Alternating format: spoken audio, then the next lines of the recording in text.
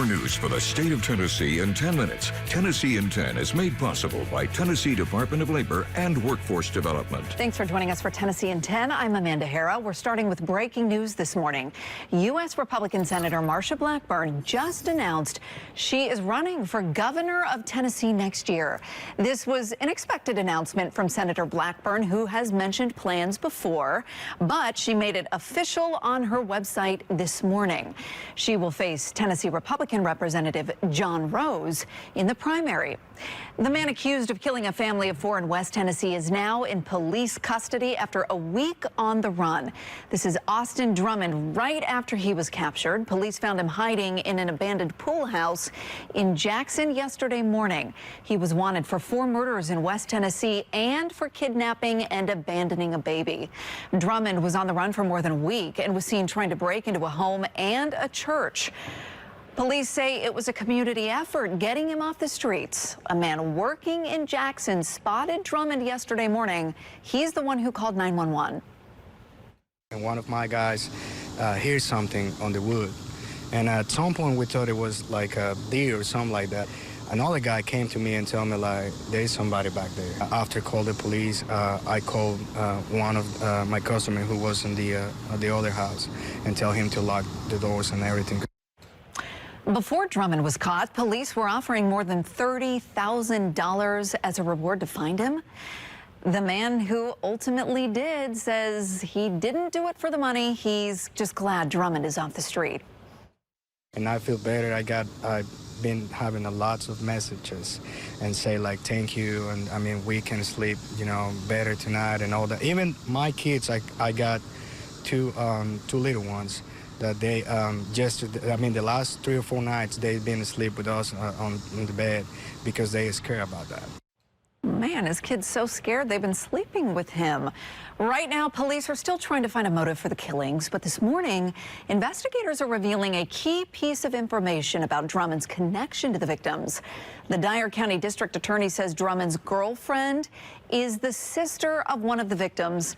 The girlfriend was also a correctional officer at the prison where Drummond was locked up. So far, though, investigators have not said if she's involved. A former Scout leader will spend 20 years in prison for child sex crimes.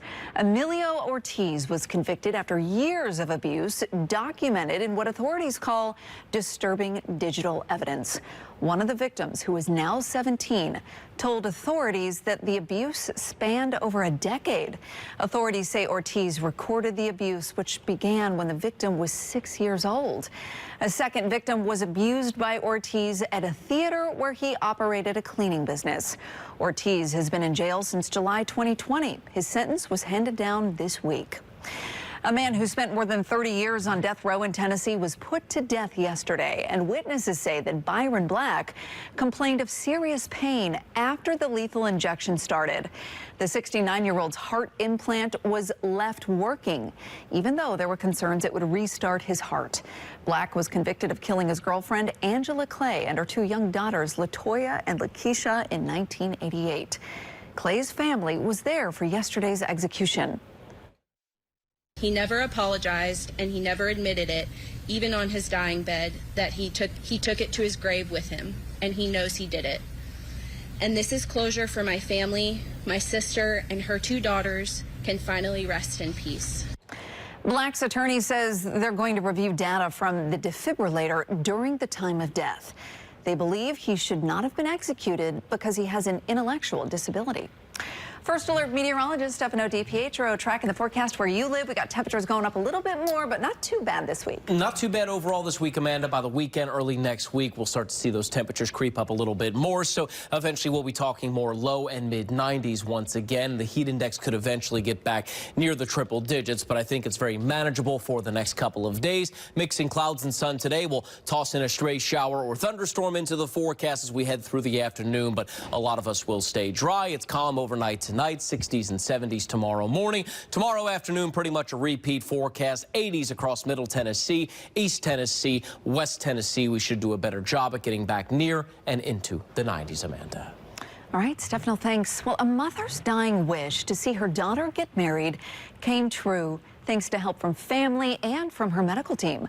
Angela told staff in Vanderbilt Wilson County Hospital that she wanted to see her daughter get married, but the wedding was still months away and time was not on Angela's side.